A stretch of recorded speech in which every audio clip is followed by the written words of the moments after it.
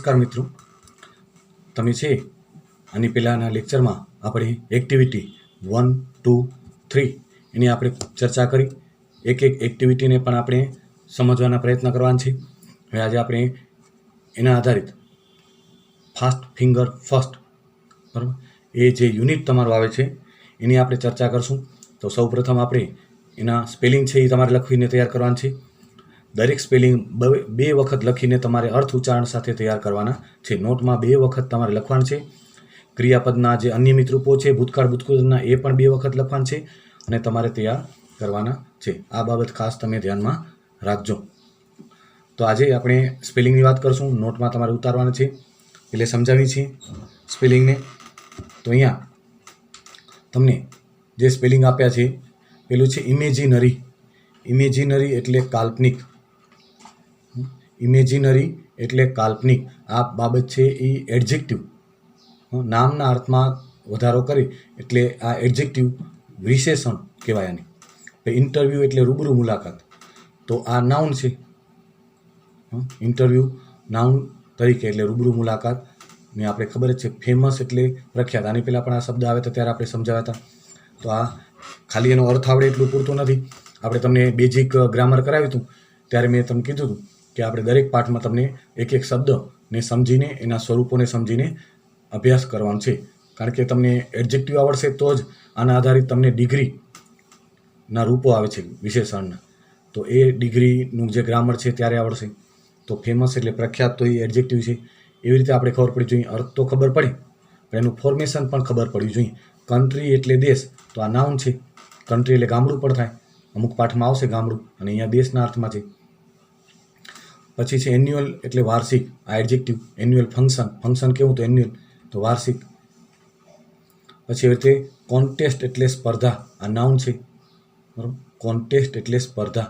એવી રીતે કોમ્પિટિશન એટલે પણ સ્પર્ધા થાય. કોમ્પિટિશન, આ કોમ્પિટિશન છે એ કમ્પીટનું નાઉન બનેલું છે. કમ્પીટ એટલે સ્પર્ધા કરવી, ટી છેલ્લે આવે. એના ઉપરથી કોમ્પિટિશનનું નાઉન બનેલું છે. અને નાઉનનો ઉપયોગ આપણે ખબર છે, કાં વાક્યમાં કર્તા તરીકે વપરાય અને કાં કર્મ તરીકે વપરાય. પછી છે એક્સપર્ટ. એક્સપર્ટ એટલે નિષ્ણાંત. આ નાઉન છે. નાઉન, એડજેક્ટિવ, એડવર્બ, વર્બ, આ 4 બાબતો આપણે ખબર પડવી જોઈએ. અત્યારે આપણે એડવર્બની વાત નથી કરી, મોટાભાગે બીજા સત્રમાં આપણે કરતા હોઈએ છીએ. કન્ટેસ્ટન્ટ, કોન્ટેસ્ટ એટલે સ્પર્ધામાં ભાગ લેવો, એનામાંથી એનું નાઉન બનેલું છે. કન્ટેસ્ટન્ટ એટલે સ્પર્ધક, પાર્ટિસિપન્ટ જેને કહી ભાગ લેનાર. ત્યારબાદ છે ઇન ફ્રન્ટ ઓફ, ની આગળ કે ની સામે. આ એક પ્રિપોઝિશનના અર્થમાં આવે છે. પ્રિપોઝિશન આવે છે. In front of, behind, near, તો આ બધા પ્રિપોઝિશન. ત્યારબાદ છે પાર્ટિસિપન્ટ, પાર્ટિસિપેટ, તો એ વર્બ છે. પાર્ટિસિપેટ એટલે ટેક પાર્ટ, ભાગ લેવો.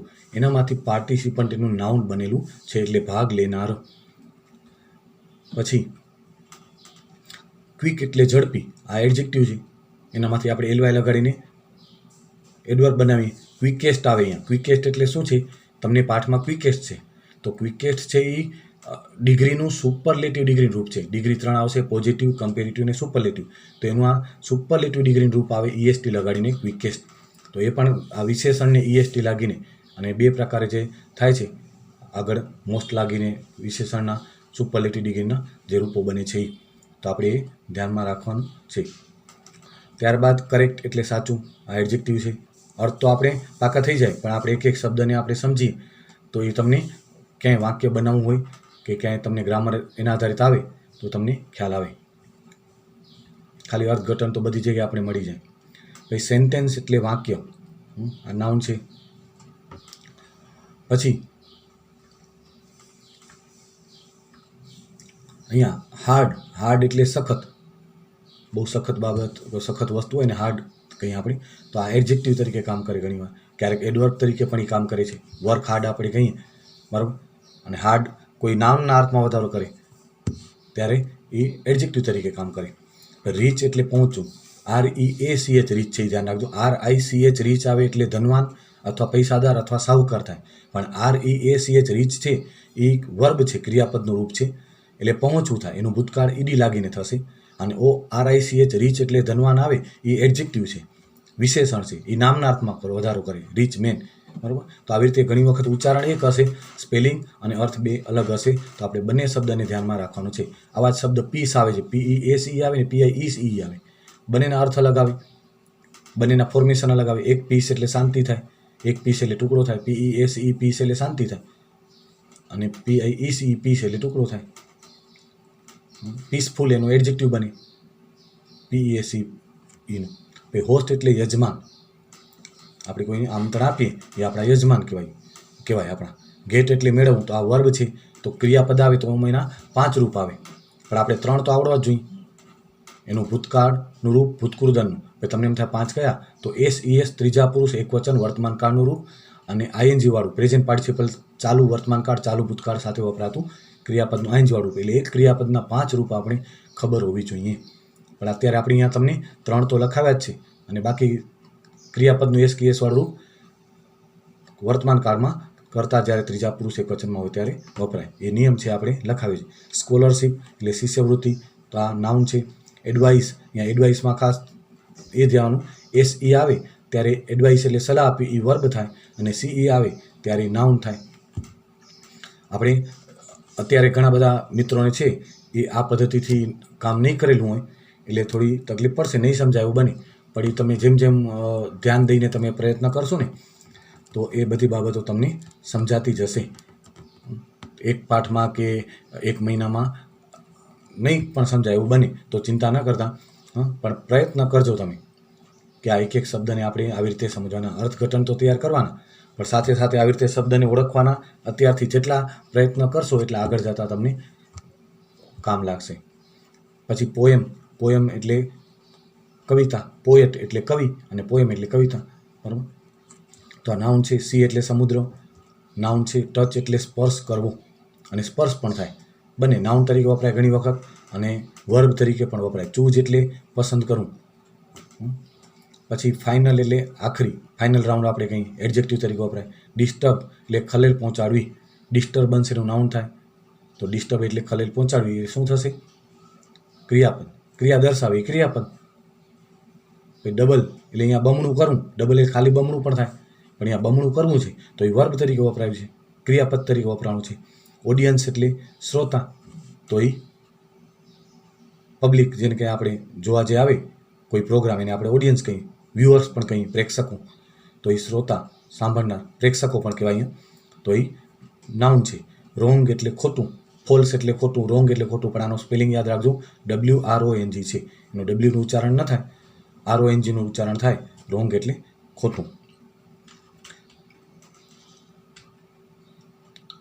બરાબર. તો આવી રીતે પાઠના તમને શબ્દ આવે છે એ તમારે 2 વખત લખીને તૈયાર કરવાનું છે. લખતા જાઓ ત્યારે પણ તૈયાર કરતા જાઓ. પછી પાઠ આધારિત, લેસન આધારિત તમને ક્રિયાપદના રૂપો ઘણા બધા આવે, પણ આપણે જે ઇરેગ્યુલર અનિયમિત રૂપો છે જેને આપણે મોઢે તૈયાર કરવા પડે. નિયમિત રૂપોમાં તો ડી કે ઈડી લગાડી ભૂતકાળના રૂપો કે ભૂતકૃદનના રૂપો બનાવવા માટે, પણ અનિયમિત રૂપ એવા છે એનામાં એવા કોઈ નિયમ લાગુ પડે નહીં, તો એ આપણે મોઢે તૈયાર કરવા પડે. તો એવા રૂપો આપણે અહીંયા 2 વખત લખીને તમારા નોટમાં તૈયાર કરવાના હોય છે. કારણ કે તમને કાર્ડ, પ્રશ્ન જવાબ બનાવતા કે પ્રશ્નનો જવાબ બનાવતા ત્યારે જ આવડે કે આ ક્રિયાપદના રૂપો તમને આવડે. તો એ આપણે તૈયાર કરવાનું છે લખીને. અહીંયા તમને આપ્યા છે. વર્બ એટલે મૂળ રૂપ, પાસ્ટ ટેન્સ એટલે ભૂતકાળ રૂપ, પાસ્ટ પાર્ટિસિપલ એટલે ભૂતકૃદંત, ક્રિયાપદનું ત્રીજું રૂપ ભૂતકૃદંત.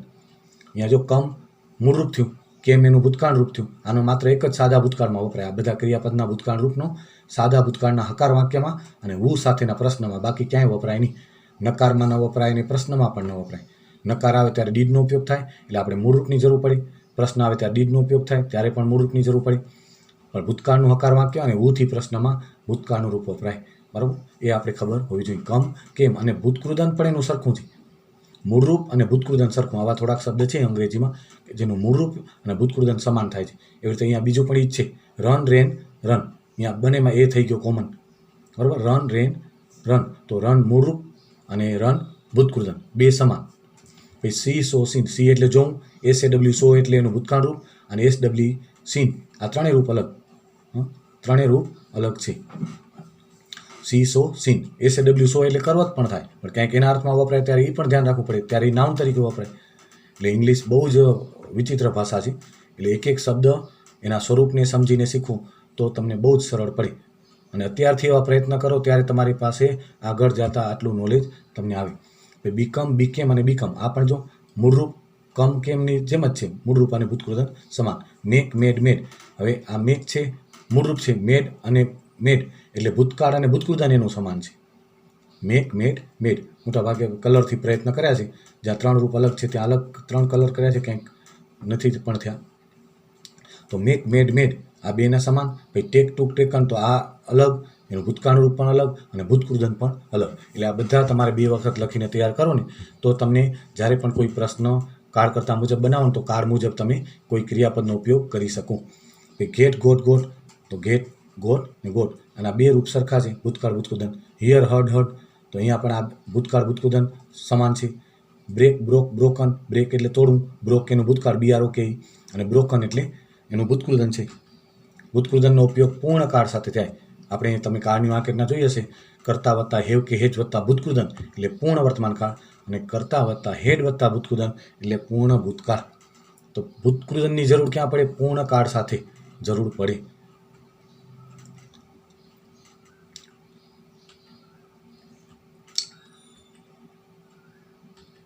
પછીના શબ્દની આપણે વાત કરી. પછી બ્રિંગ. બ્રિંગ એટલે લાવવું.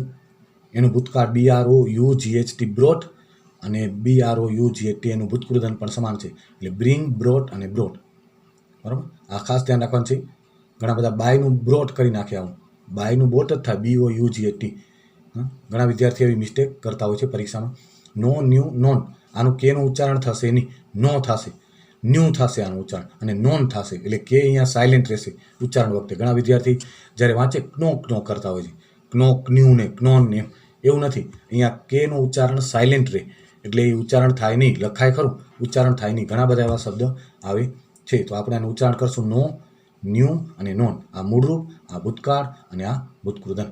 એવી રીતે ટેક, ટુક, ટેકન. ટેક એટલે લેવું, ટુક એટલે લીધું અને ટેકન એનું ભૂતકૃદંત. Give, gave, given. ક્યાંક શબ્દ રિપીટ થાય તો તમારે એક કાઢી નાખવાનું.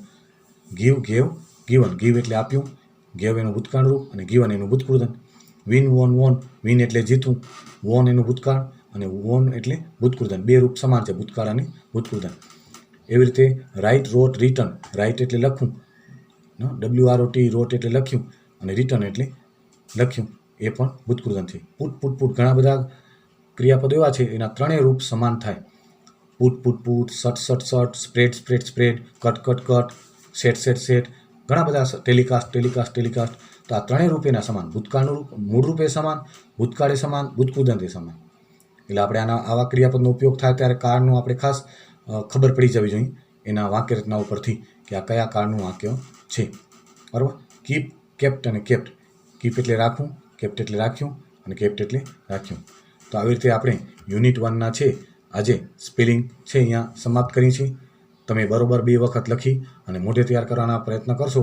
જેટલું તમે મોઢે તૈયાર કરશો એટલું તમને સરળતાથી, ઝડપથી આવડશે અને ઇંગ્લિશમાં ધીમે ધીમે તમારી માસ્ટરી આવતી જશે. શબ્દને પણ શબ્દના રૂપો સાથે સમજવાના પ્રયત્ન કરો. માત્ર અર્થઘટન ઉપર ધ્યાન ન દો.